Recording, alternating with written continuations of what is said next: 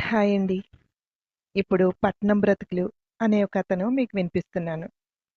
ఈ కథను వ్రాసింది, మీకు వినిపిస్తున్నది సత్య. ఇక కథలోకి వెళ్దామా?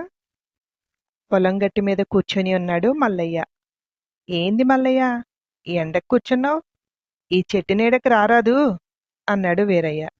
మల్లయ్య లేచి వెళ్ళి పై మీద తుండుతో అక్కడ కొంచెం విసిరి, తుండు మళ్ళీ భుజం మీద వేసుకుని అక్కడ కూర్చుంటూ, "ఈ వానదేవుడు కరుణించకపాయె.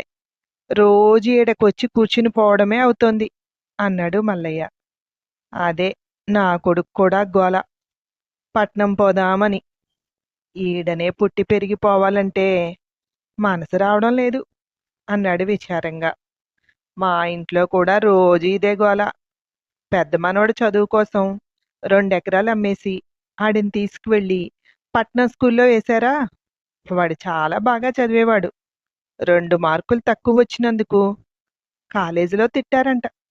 అంతే, ఈ చదువులు నా వల్ల కాదు అని ఆత్మహత్య చేసుకున్నాడు. ఇక మిగిలింది 2 ఎకరాలే. చిన్నోడు చదువు కోసం ఆగింది. ఇప్పుడు అపార్ట్మెంట్లో వాచ్మెన్ ఉద్యోగం అంట. ఈరోజే కొడుకు కోడలు మనవడు వెళ్తున్నారు" అన్నాడు దిగులుగా మల్లయ్య.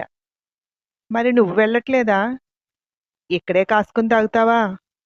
అన్నాడు. "మరి ఏం చెయ్యాలిరా, వాళ్ళు నన్ను రమ్మనలేదులే. అదే మంచిదనుకోవాలి. ఉన్నది 8 ఎకరాలు. నా పెళ్ళానికి ఆరోగ్యం బాగోకపోతే ఒక 4 ఎకరాలు అమ్మి వైద్యం చేయించాను. అయినా అది దగా చేసిపోయింది. ఆ మిగిలిన 4 ఎకరాల్లో 2 ఎకరాలు నా మనవడు చదువు కోసం అమ్మేశారు. వాడు అట్టే పోయాడు. ఇప్పుడీళ్ళు ఉద్యోగం అని పోతున్నారు" అన్నాడు. "పట్నంలో బ్రతుకులంటే వీళ్ళకి అందంగా కనపడతాయిరా. అక్కడికి వెళ్తే గాని తెలీదు" అన్నాడు. "అదే కదా, 8 ఎకరాలుగా ఉండేది. అది కాకుండా కౌలుకి తీసుకుని నేను రైతుని అని గర్వంగా బ్రతికిన నేను ఇప్పుడు వెళ్ళి వాళ్ళ కాడ కూలి పని చేయగలనా?" అన్నాడు. "ఇప్పుడు వెళ్ళకపోయినా నడుస్తుందిలే. చిన్నోడికి 10 అయిందంటే ఈ 2 ఎకరాలు కూడా అమ్మేస్తారు.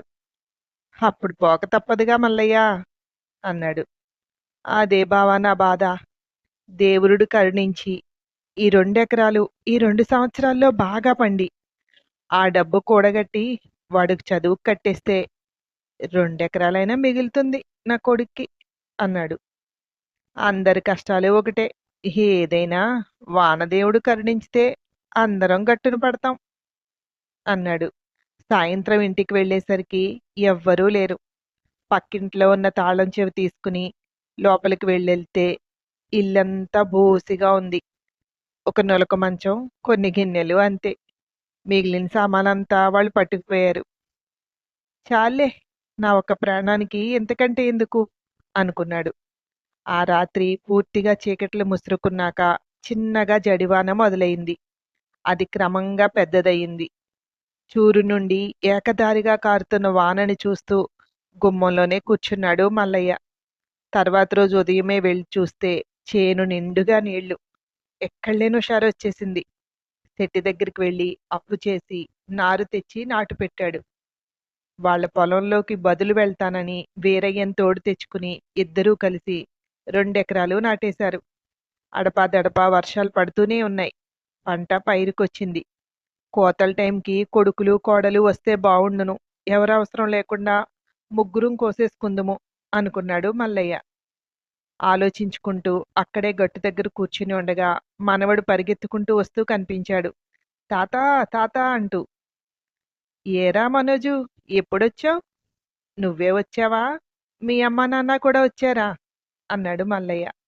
"అందరం వచ్చాం తాతా" అన్నాడు అతను పక్కనే కూర్చుంటూ.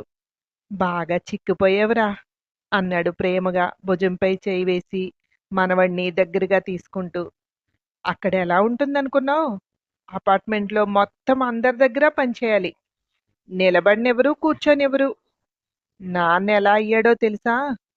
అమ్మైతే ముందే అందరిళ్లల్లో గిన్నెలు తోమడానికి వెళ్ళేది. వచ్చే డబ్బులు హాస్పిటల్కి పోయడానికి సరిపోతున్నాయి" అన్నాడు మనోజ్. "దూరపు కొండలు నునుపంటారు అందుకే. దూరం నుండి చూస్తే ఏదైనా అలాగే ఉంటుంది" కష్టం లేని జీవితం ఎక్కడుందిరా? రైతు తన బ్రతుకుతూ 10 మందిని బ్రతికిస్తాడు. ఆ కష్టమేదో ఇక్కడే పడితే అందరం ఇక్కడే కలిసుండొచ్చు అన్నాడు మల్లయ్య. వాళ్ళిద్దరికీ పండించుకోవడంలో ఉన్న విలువేంటో తెలిసింది. ఆ కష్టం ఇక్కడే పడితే వాళ్ళు తినడమే కాకుండా 10 మందికి పెట్టొచ్చు అనే ఆలోచనొచ్చింది. అందుకే మళ్ళీ తిరిగొచ్చేసాం అన్నాడు మనోజ్. మరి నీ చదువురా? అన్నాడు మల్లయ్య. చదువుదేముంది తాత, ఇక్కడ లేదా? స్కూలుకి వెళ్తాను. స్కూల్ నుంచొచ్చాక నీకు తోడుంటాను. ఇంతకు ముందులాగే ఈ చేను కాకుండా కౌలుకు కూడా తీసుకో. అది చేద్దాం. నాన్న కూడా ఉంటాడు కదా! అన్నాడు మనోజ్. మన దౌర్భాగ్యం ఏంటో తెలుసా? డాక్టర్ కొడుకుని డాక్టర్ చేయాలనుకుంటాడు. అలాగే ఏ వృత్తిలో ఉన్నవాళ్ళు వాళ్ళ కొడుకుల్ని అదే చేయాలనుకుంటారు.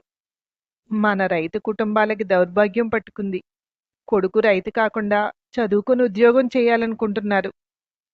రైతే రాజంటారే, మరి కొడుకు రాజు కాకూడదా? అన్నాడు మల్లయ్య. గొప్పగా చదువుకోవాలని ఆశకు పోయి అన్నయ్యని తీసుకువెళ్ళి అక్కడ పెట్టారు.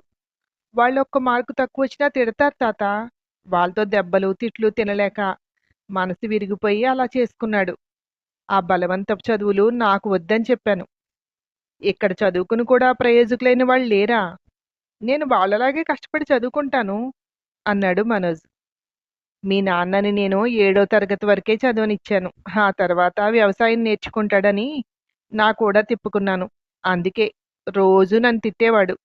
నాకు చదువు చెప్పించలేదు, కూలోడిని చేశావు అని.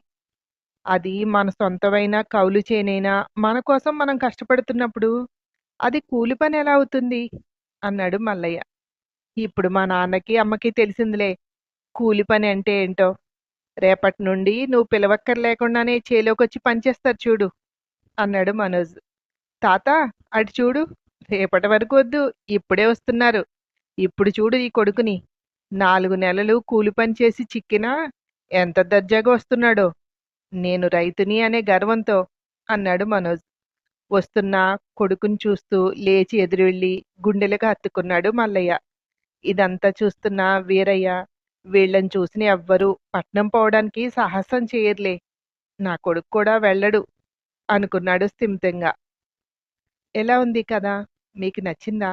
నచ్చితే ఒక్క కామెంట్ చేయండి. Thank you.